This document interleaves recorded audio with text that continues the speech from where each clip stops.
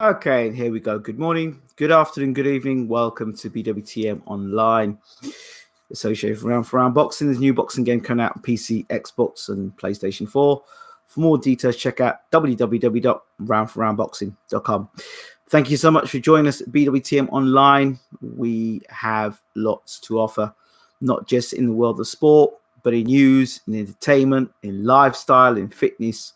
Check us out, www.bwtmonline.com. Follow us on Instagram, Facebook, Twitter.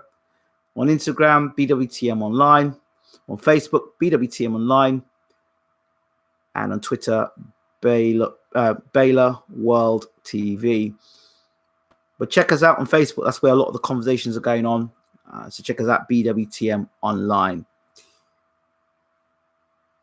Okay, so conversation this evening. I've done one of these in a very long time. I think this is probably something from the old days of Bayloric TV, but I think it's a conversation that needs to be had. I think it's a conversation that needs to be discussed. I think it's a conversation that is necessary.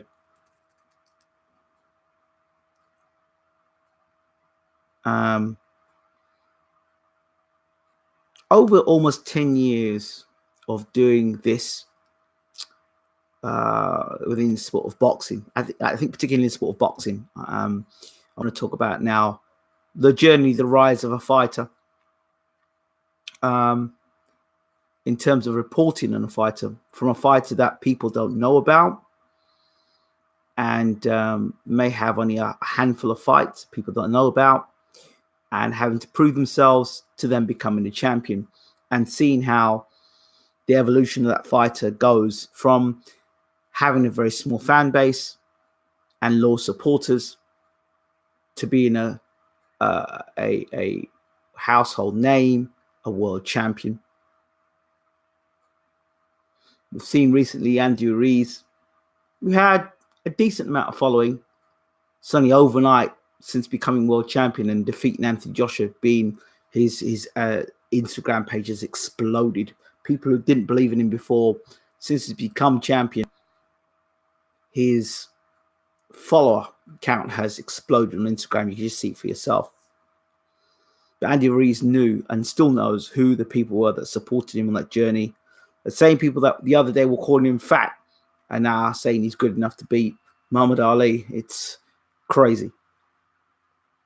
But for me, I think reporting on the sport, getting interviews with fighters, listening to trainings, being in a very unique situation where you're able to listen to stuff from trainers and managers and promoters and hear things that the average person behind a keyboard or fan paying for a ticket to watch a fight would not hear, because people choose to trust you to give you information and talk to you about things. They may come to you and talk to you to some of the things I hear in boxing sometimes that, may come out of a manager's mouth. You would be surprised.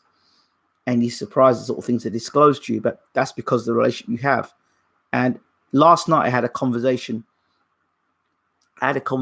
with Derek James. And at the end of the interview, he turned around and said to me, the thing I like about you is you're not chasing sensationalism. You're not chasing views. You're not chasing the story. You're looking to build relationships. And that's what it's always been about here, building relationships with the guests that we have on the channel. Of course, we still challenge them with difficult questions. We'll ask difficult questions when necessary. But it's still about being respectful, respecting your guests, regardless who they are or where they come from, what the situation is, still being respectful of them. And that's something I will always do. We'll never compromise that, regardless of what a person behind the keyboard may think. The integrity and the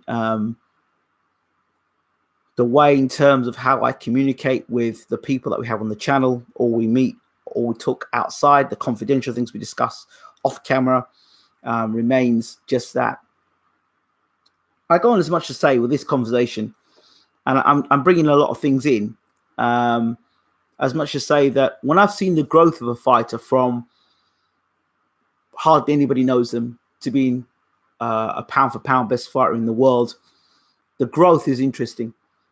And I've seen fighters start off not very well known and progressing, becoming better, achieving their dream, becoming champion. And then the fans and the fanatics. Now, for those who spend the time, put video out of video out of video, they take the time to produce a logical debate. Good evening. Hope you're well. Good evening, Tyler. Good evening, Kenny. For those who take the time to put out quality content, or take the time to do breakdowns of videos, or take the time to do interviews, or take the time to bring you the latest news and exclusives, these people need to be celebrated, because these are the people that are bringing the news to you so you can learn more about your fighter. Now, for me, I find, me personally, I'm speaking, and when I say that is, I find I have a responsibility each and every time that somebody tunes into the channel. They expect a certain content. They expect a certain consistency from myself.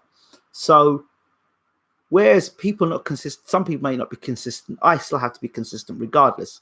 For example, if I'm doing a breakdown video, I'm doing a breakdown video about the two fighters that are in the ring. Whilst I might think I may like one guy or another guy because I may have a personal relationship with them, I still have to be able to be as balanced as possible, giving you pros and cons of why a person can win a fight and lose a fight. I think it's important. The reasons why you think a person is going to win a fight, the reason why a person is going to lose, you think a person is going to lose a fight, the reasons the reasons why you think a person can win a fight even though they're not being expected to win a fight, the reasons why a person just cannot win the fight regardless, because it's that much of a mismatch and the class and the skill set is so far apart. Now, fanatics are the type of people, and trolls and fanatics, I kind of put them in the same category, that cause reporters, people in media, commentators to become bitter, twisted, and angry. And I explain this. Now, there are some fighters within the sport that I have a lot of love for because I've had some sort of personal relationship with them. Other people I would love to meet and talk to. Other fighters I've lost respect for over the years because of the things that they've done. Not so much political things they've done, more like the way they've responded in certain situations. But what they do in the ring, I always respect what they do inside the ring as a fighter. You see? So people don't understand what goes on behind closed doors. But there are other things that happen that sometimes it's because of the fan base that can be absolutely numbskulling. Like, for example, if a guy is 5'10", or 5'6", 5'8", short, and has a bob and weave style, and the only way they fight is come forward and fight with their face. Yeah, they don't block punches; they fight with their face. It's apparent because in all the fights you see them, they've got lumps in their face. They're always in wars. You know the type of fighters I'm talking about. I'm not calling names, but you know the type of fighters I'm talking about. Now, with fanatics, they don't acknowledge the weakness in the fighters. These fighters can do no wrong. They're unbeatable. They could get dropped in every single fight, but they've got a good chin. They've got good defense because they haven't been knocked out yet. But yet, all the times they've been getting dropped, they've been getting dropped by guys that can't punch. And they fought guys that are very low skill set. But yet, they're getting knockouts. And you can see it's quite apparent that the guy that's fighting lacks defense, lacks head movement, doesn't carry a great chin, carries an okay chin. And you kind of wonder yourself, well, what happens if you actually fought a world-class puncher who was accurate, speedy, and can box? Then you put them in the ring. and they get absolutely blasted out of there. Some of the time that happens, there are people, commentators that are kind of giving you the heads up and letting you know, look, you guys okay, but you're overhyping him. You're making him out to be something that he's not. And when that person gets absolutely destroyed after you've told them over and over and over again that your fight is not that good, it's not a personal attack on you. It's just a realization that this guy is okay, but he's not great. It's the promoter's role to tell you that this guy is brilliant. It's the promoter's role to tell you that he's a world champion in the making. It's the promoter's role to tell you that he's the best thing since sliced bread. Because if he doesn't do that, he's not doing his job as the promoter. Because the promoter's meant to sell the fight so that you buy the tickets to tune in, to sit down and watch the fight, or to tune in on pay-per-view and watch them fight. You see these mismatches in boxing where guys fight and, they're not going to win. And you get statements like, daring to be great. His only opportunity, if he can just land that one right hand. And you just know it's painful to watch, and you know what's going to happen. And then you get people in the comment section that say, he's going to move his head in this fight. He's going to punch harder than he's ever punched before. The guy doesn't knock anybody out, but he's going to punch hard this fight than he's ever against a guy who's never been dropped and never been stopped. His chin's certainly going to hold up better against a guy who's known as a noted puncher. You just know it's a disaster waiting to happen. But because they're so fixed and they're so blinded by their own fanaticism that they cannot see sense and they cannot see logic, they're almost the worst people to talk to. And I feel that these people, they don't understand logic. They don't understand logic. They have no sense of a common sense. And so the only common sense they understand is when their fight has been knocked out. But even when their fight has been knocked out, they will come out with statements like, it was a fixed fight. The referee stopped the fight early. He didn't have enough time in training camp. Or they get beat on the points decision, but they've been clearly beat. The judges, it was a robbery. I've seen guys get beat from round 1 to round 12 by proper boxing skill and talent and still be called it's a robbery afterwards.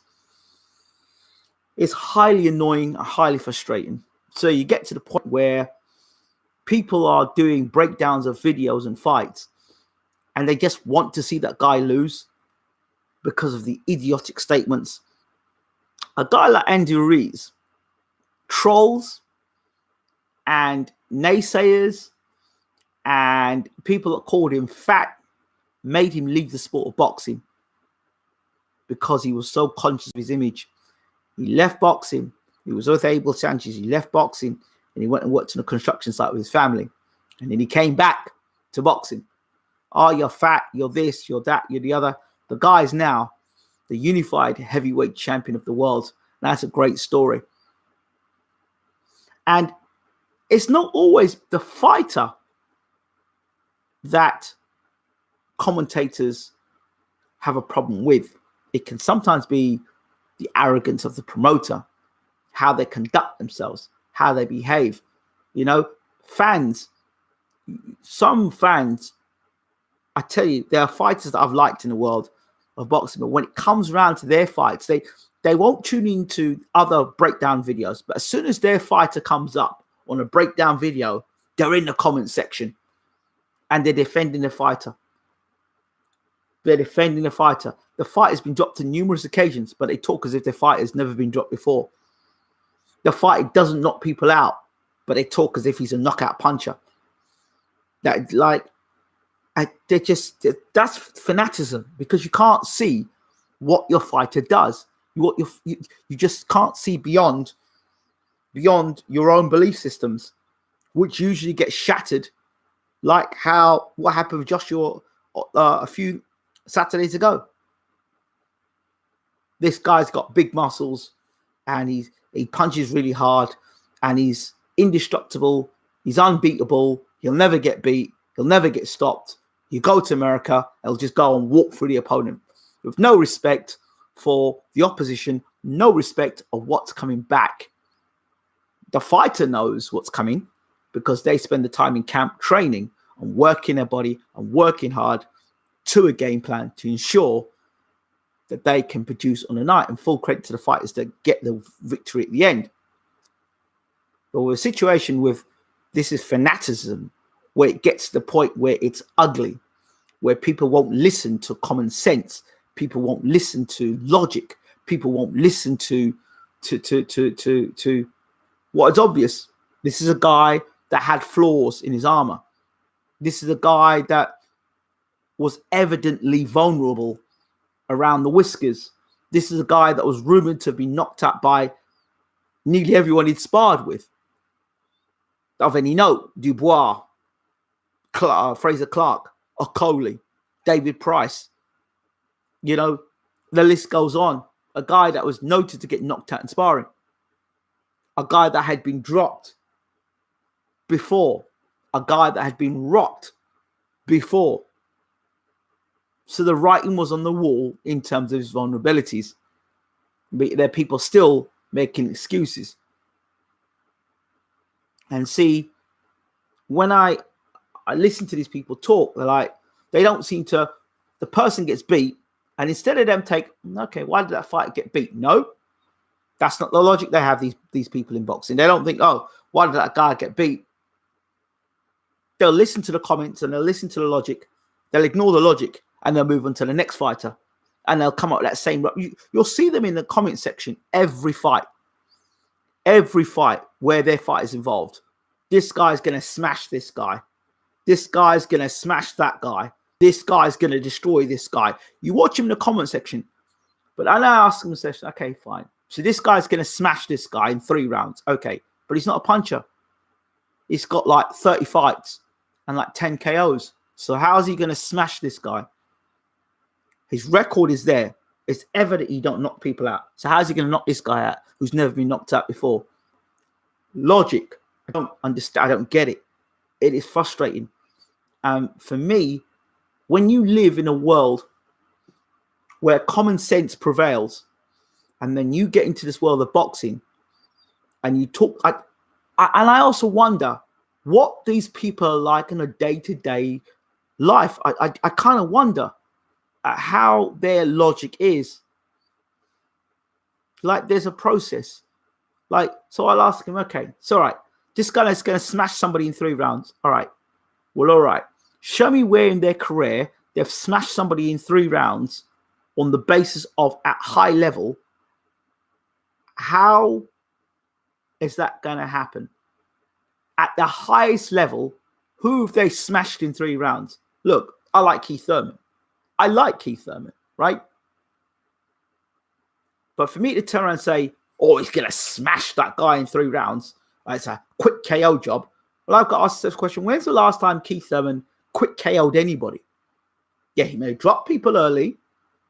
That's something. Once he knocks somebody out of high level in his career of recent times, that's the question. Right? But if you ask me, Manny Pacquiao, when's the last time Manny Pacquiao knocked a guy out early in his career of elite level? I would say, for example, Ricky Hatton, the way he destroyed Ricky Hatton. So there is a track record where we can go back and look and say, okay, we've seen him do it here. So it is possible he could do it again against a world-class fighter. So I go on to talk about Tyson Fury, for example, and for Fury fans. Now, because I've interviewed a fighter, because I've had an association with a fighter, that doesn't equal interview, meet, talk, equals Not hug, or interview pre-fight equals bias. No. If I can preview a fight to you, then I will say to you how I feel this person's got strengths and weaknesses. Fury's strengths: when he keeps the guy at the end of the jab and he's serious about his boxing, he is a very good boxer. But more often than not, he clowns in his fights. And so therefore, in his fights, there's a possibility he loses concentration and gets clipped. If you look at the fights where Fury's lost concentration, he's been clipped, whether it be Steve Cunningham, whether it be Deontay Wilder, whether it be Nevin Pacquiao. This guy has been dropped. He has been rocked on numerous occasions. Yes, he's got up to get up in fights. He hasn't been knocked out yet. But the last fight against Deontay Wilder, he was very close to being knocked out. So there's that fine line. There's that fine line. And you don't want your fighter or guy that you like to be in a position like that. The fact that he's got off the canvas and he's still around in the sense that, he's still able to box and, be linear champion and all the rest of it. That's fantastic. But that was mighty close. That says he's got a big heart. We know that if Fury goes down, he'll get back up. He's a warrior, blah, blah, blah, blah, blah. So, right. But that's a vulnerability. But boxing fans don't see that. Fury doesn't get hit. Well, he does. If you go back and look at tape, even people like Pianetta have hit him. So what a man says and what a man does is two different things. What a man says and what a man does is two different things. Ruben Guerrero, you in the room, please break a fight down for me. Until you can break a fight down for me, we are not talking boxing no more. Okay, so what a man says and what a man does is two different things. Now, this is the sort of stuff, I'll give you an example of the sort of stuff that I'm talking about. Ruben Guerrero, momentary lapses and concentration can't bank on tune all the time. See, here's an example of somebody who's noted that a fighter has got momentary lapses and concentration. Now, momentary lapses and concentration is the difference between you standing on your feet and winning in a fight and you being on the canvas looking up at the lights. So whilst a guy is a very good technician, which you want to call it there are vulnerabilities. And if I'm a trainer looking at that fighter, I will tell that fighter, hey, listen, every time I look at a fighter, I'm thinking in the aspect of a trainer. How can I beat this guy? What would it take for me to beat this guy? Well, first of all, I need to be on this guy all the time, looking for him to drop his hands, which he will do in a fight because Fury always does it. Always drops his hands. Unless he's concerned about you, but he'll drop his hands. And if you've got a high work rate, there's always a possibility you'll clip him. Now, people will use the Wladimir Klitschko fight, but it's a poor fight to bring to the equation because you don't bring a guy that fought poorly to be an example to find the best of a fighter. For example, Wladimir Klitschko in a fight against Tyson Fury is probably one of the worst fights in terms of, if you want to talk about excitement. It's probably one of the most boring fights in the recent heavyweight history because one guy didn't throw any punches and the other guy was trying to prevent himself from getting hit, right? And he was trying to hit and not get hit. That's the art of boxing. But the other guy didn't throw any punches. So because that guy, whether he had a mental breakdown inside the ring because of Fury talking to him outside the ring and all the talk got to Wladimir, I don't know. Whether it was Fury's boxing ability that neutralized Wladimir, whether Wladimir felt powerless when he got in the ring by the time he fought Fury, whether it was to do with the canvas, I don't know.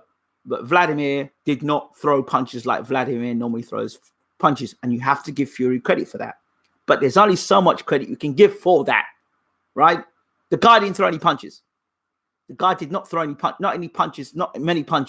Then you look at the same guy in his fight against Anthony Joshua, different style. Wladimir went out and started throwing punches left, right, and center, and gave us a great fight against Anthony Joshua, albeit Wladimir Klitschko 2 years older and hadn't fought for 2 years. All right. So we got to put things in its perspective. My point is this.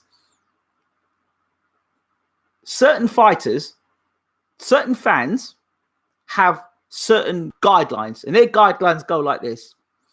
You can criticize this fighter, you can criticize that fighter, you can criticize that fighter, but don't you dare say anything about my fighter. No. All fighters can be criticized and all fighters can be praised. That's just being balanced. That's still being balanced. That's being balanced.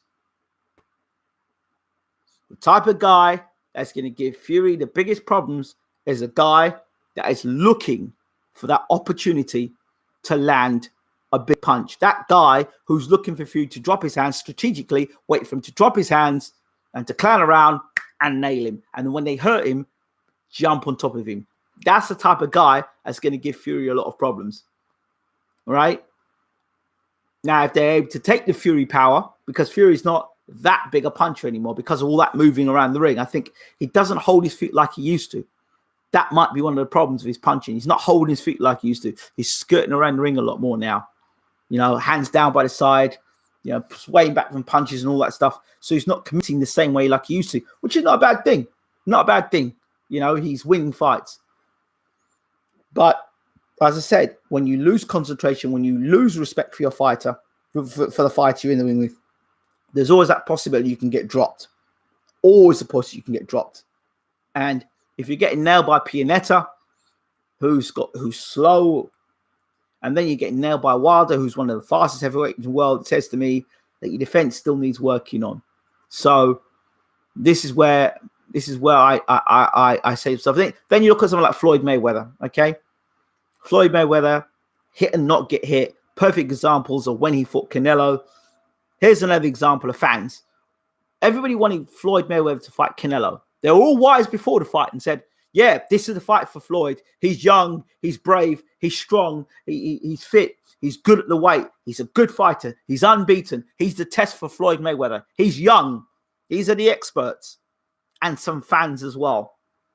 After Floyd makes him miss and makes him pay and punishes him over 12 rounds and puts a masterclass on, people then turn around and say, Canelo was young and inexperienced and he came down in weight, and all the excuses start coming out. And they're very quick to disregard what that man has just put on in the ring.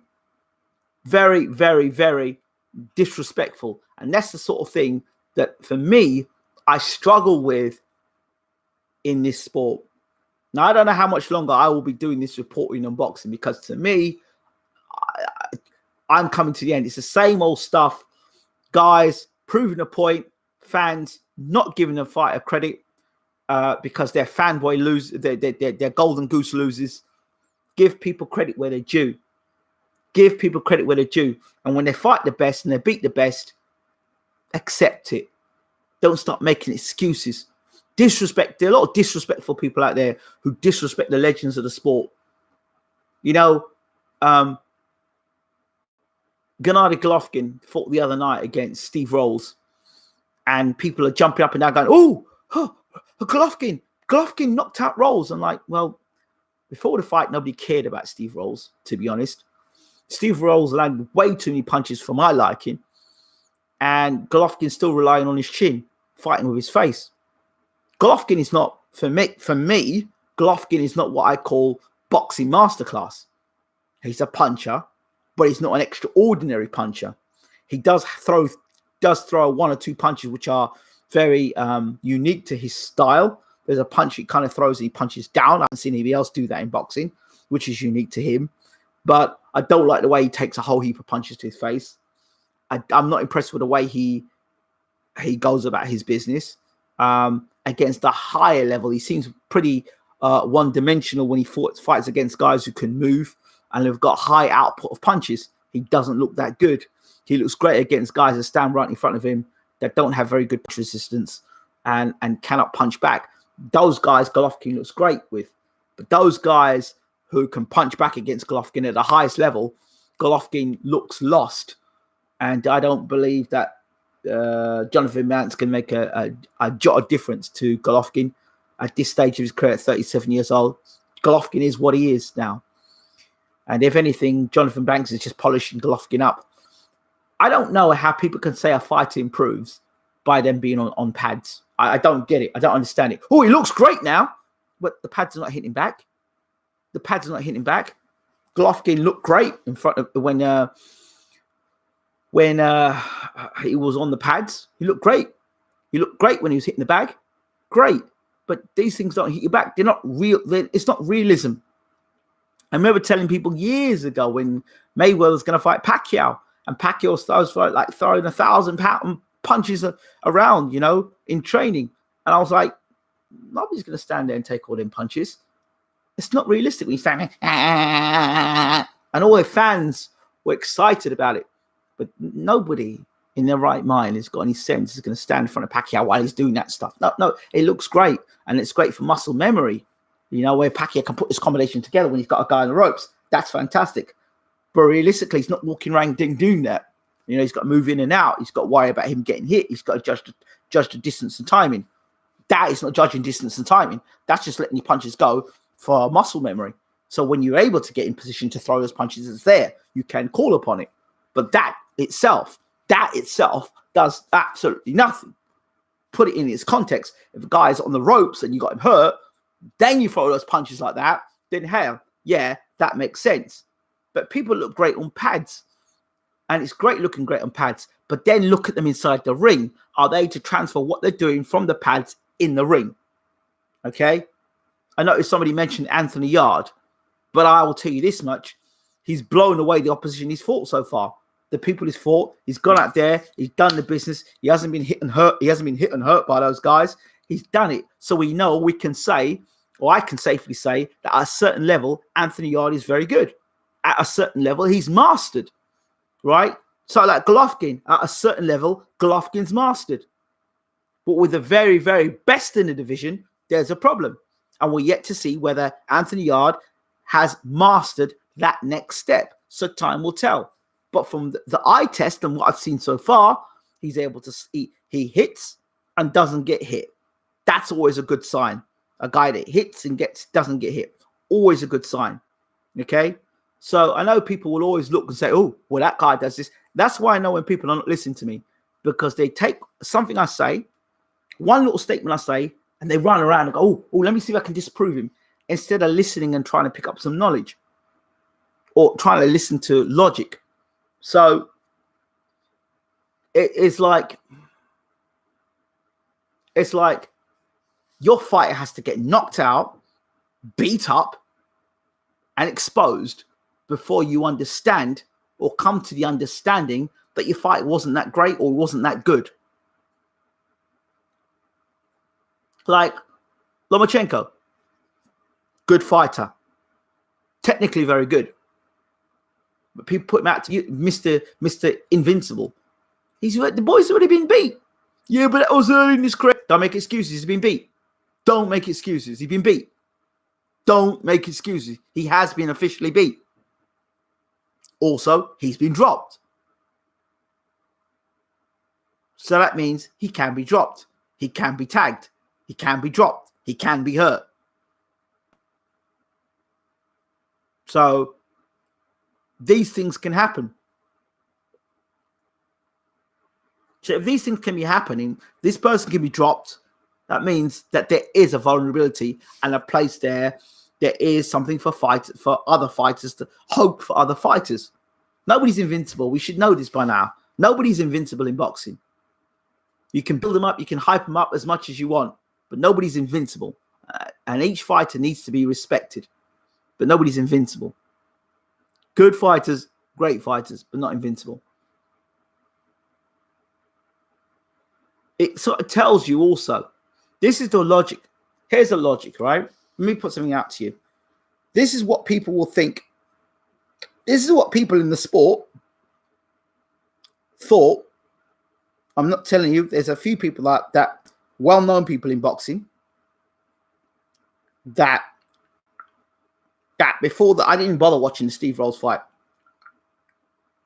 So this is what one person said to me. They went and said, I said to him, They said to me, what do you think of the Steve Rolls fight with Golovkin? Oh, I ain't wasting my time watching that. So here's one of the people that texted me, went,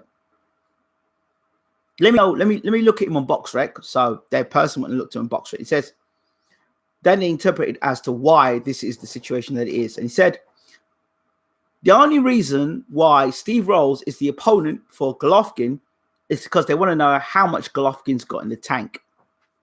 So boxing fans may look and say, oh, as particularly Golovkin fans will say, oh, he's another guy for Golovkin to fight. He's a bum, or he's a guy that we don't know about. Why is Golovkin fighting a guy we don't know about? That's because his think tank and the people around him don't want him getting beat, and they don't know how much he's got left. That's why they're putting him with a guy in Steve Rolls who's no threat. You tell that to your average boxing fan, they don't get that information. They don't get that. They see the opponent, they see Golovkin, and they think, oh, yeah, Golovkin's going to run straight through him. And that's what happens. But they don't look into and think, hold on, guy looked pretty old in there. He looked vulnerable to me. Getting punched the way he was getting punched against a guy that nobody knew about. If you're getting hit like that at that level, that means that at the highest level, you're going to get turned over. Maybe not knocked out, you're going to get outboxed. So the guy he fought was Steve Rolls. He was 19-0 with 10 KOs. That means that Steve Rolls is not a puncher, right? 35 years old. So what was it? It was a safe bet that Golovkin would win the fight, or he should win the fight against a guy in Steve Rolls that nobody knows about. I didn't know who Steve Rolls was. 99.9% of the people that were watching that fight did not know who Steve Rolls was until they did a BoxRec check. That's just how it goes. It was just a safe bet. And then Golovkin scores a knockout. Why? Because Golovkin's not scoring knockouts anymore. Golovkin, so they have to give Golovkin a fight where he knocks somebody out to look devastating. So then people say, oh, Golovkin knocked someone out. That means he's back to his best. That means let's get the Canelo fight. You see? And that's the illusion. People in boxing can see that and go, really? Really? You fought Steve Rolls? Those are the guys that you fought when you were moving up in your career before you became a champion. So you haven't progressed, you've regressed. So people will make excuses. People will make excuses because it's the fighter that they like, rather than address the fact and say that the fighter was fighting a guy that was subpar. How you move from fighting Canelo, the premier middleweight in the world, to Steve Rolls, a 35-year-old with 10 KOs. How do you move from that level? How do you drop from that level, so drastic level? How do you do that? This guy's a great middleweight. He's getting backed up by a light middleweight. This is the same guy that people were saying would beat Marvin Hagler. Are you serious? Are you serious? This is the same Golovkin that people were saying was going to beat Andre Ward. Are you having a joke? Are you having a laugh? These are people that said that Golovkin walked straight through Carl Froch. Really? You're getting backed up by Canelo. You're getting backed up by Canelo. You're being backed up by Canelo. But fight fans don't see that. Until your fighter gets stretched out on the canvas, that's when the fight the talk stops. And then when the talk stops, you run from one fighter to another fighter with that stink attitude. Instead of realizing, saying to yourself, you know what? I got it wrong. You know what? Maybe my boxing knowledge isn't that great. But you know what? Maybe I should have listened. But you won't do that. You'll move from one fighter. When that fighter gets knocked out, you'll jump to the other fighter. You see? And that trollish behavior moves from one fighter to another. The fanaticism. Rather than sit back and say, well, okay, maybe you was right, you know. Maybe this guy does talk sense. But no, you won't. The messenger, you'll continue to knock the messenger and moving on your way. Don't get it. But yeah, those just my thoughts on the fans and fanatics, and how fanatics, for me, I think can affect a fighter's online presence. You know, when you've got people who don't know about boxing talking about a fighter, or people talking about a fighter in delusionary ways and going into chat rooms talking absolute garbage and upsetting people. unbelievable. You know, but anyway, those are just my thoughts and my opinions. Would love to know what you think, and how, if you think that online presence and trolls and certain promoters can ruin the image of you know, I think Anthony Joshua is a good fighter. I really do. I just find the way he's promoted extremely annoying, arrogant, and dismissive. That's what I think. And I've even seen how some of the press people, they get handled as well. So, you know, when I look at that, I think to myself, not good. So then the way you people will think and see it will say, okay, well, you know, when Joshua gets beat, they're excited, they're celebrating, they're happy about it. It's not so happy about Joshua getting beat, but the way he's been promoted, the way he's been elevated. You know, there's a way and there's a way. Like I said,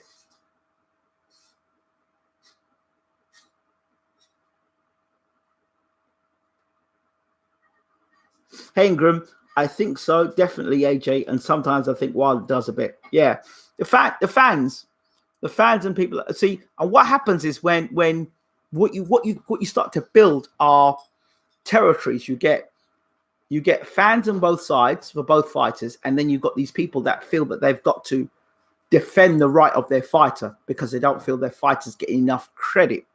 Now, let's look at the Charlo brothers example. I spoke to Derek James last night about the same thing about the Charlo brothers. I don't think they get the credit they deserve, right? Because Golovkin fights a whole heap of guys. You know, they're not Olympic champions or had Olympic pedigree or great amateur background. They didn't have all that compared to what Golovkin had. A whole load of nobodies. But nobody talks about that. But the Charlos, it's a different matter. Because it's Charlos, they'll say something about them. So the Charlos have got to approach her. You know what? All your media's against us. So guess what? We're going to take our own approach. We're going to take our own approach, and we're just going to bun the media. We're just going to be forceful, and we're going to speak our piece and say we've got to say with media. We don't care what you think about us. We're going to speak our piece because we don't think we're getting promoted the right way. We don't think we're being handled the right way. So before you disrespect us, we're not going to allow you to disrespect us. We're going to speak the way we speak. And good luck to them. Good luck to them. Me personally, there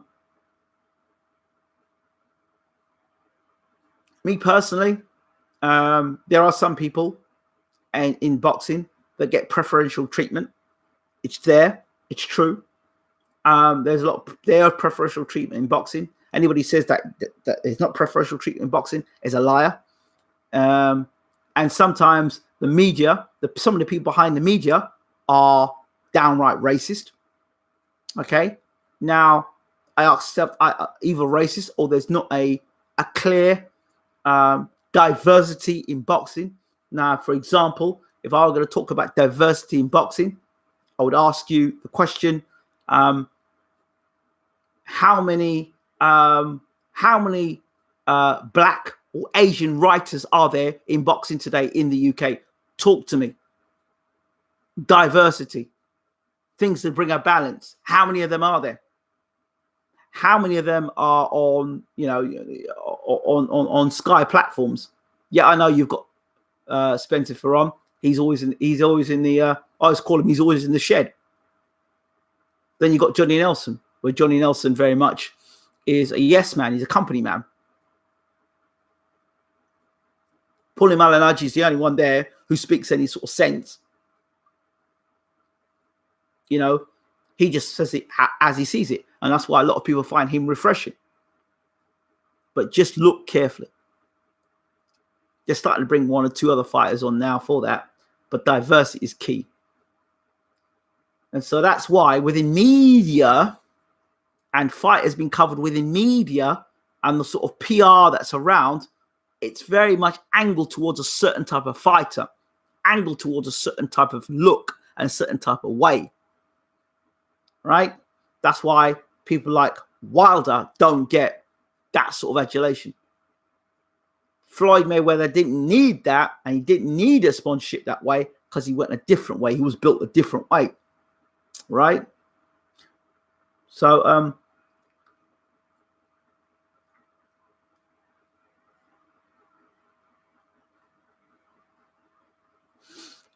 Prince Patel, I know Prince Patel got ostracized because of the things he said about Barry Jones and the way he was being and speaking his mind. But and he's doing things off his own back. When you decide to open your mouth and speak a certain way against those in control, these are the things that happen. So I say it, and I'll say it again: own your shit.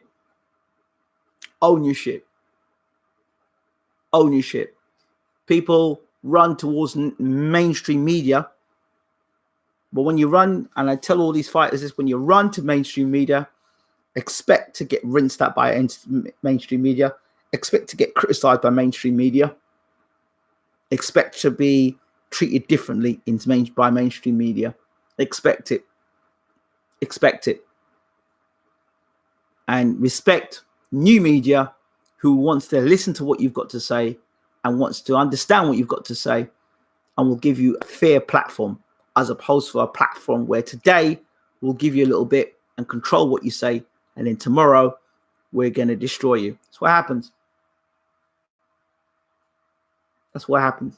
So, and just for that person out there that likes to always have a pop at me about having friends in the sport, it just says something about my character.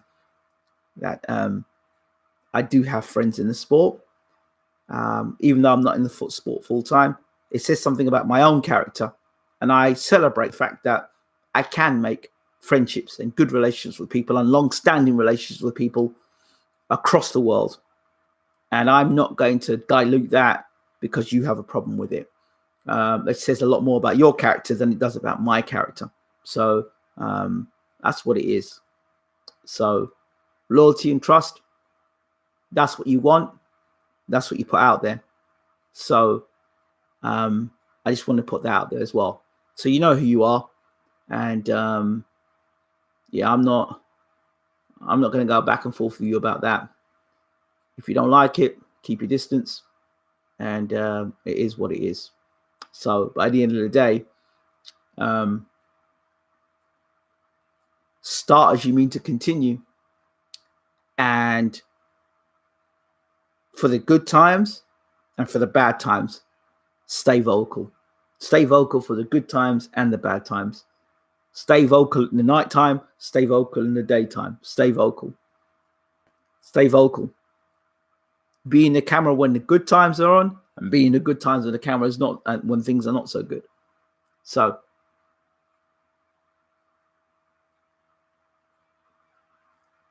there we go. I got a lot of time from Frank Warren. He builds champions. Frank Warren builds champions. Matchroom don't know how to build champions. They destroy They destroy potential champions, like great champions. Look at Kell Brook's career. Look at Kell Brook's career. He was doing so well with his career, and then got thrown. Literally, I say thrown under the bus. Look at his career. Thrown under the bus against GGG, and then thrown under the bus again against Errol Spence. And that was Al Heyman. If that was Al Heyman would have made a Brook swerve the fight with Spence. At that time, I suggested that Kell Brook move up to 154 and fight Jarrett Hurd. At that time, Jarrett Hurd, I thought at that time he should have fought Jarrett Hurd, because at that time Jarrett Hurd isn't the fighter that he is today, and he was vulnerable. And I think Brook would have been a good fight then to challenge and fight for the IBF title. Could have been a 2-weight world champion, I think, at the time. But there you go. He went and fought Golovkin, and he went and fought Errol Spence Jr. And look where he is now, no man's land. These guys are promoted so well, they wouldn't be doing. Look at Khan, now he's going to fight an MMA fight. Why would you do that? Why would you leave boxing to go and fight an MMA? To get yourself hurt? You think this is Floyd Mayweather? Carry on. Anyway, that's me for now. Thank you all so much for watching and listening. I've got places to be. Take care. Don't forget to rate, subscribe. Leave your comments. Check this down here for you out. Look at this out. There you go. There you go. Check that out. BWTM. Follow us. Like us on Facebook. Follow us on Instagram. Follow us on Twitter. Subscribe to us on this channel. And of course, check us out, www.bwtmonline.com.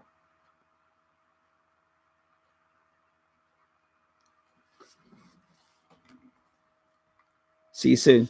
Take care.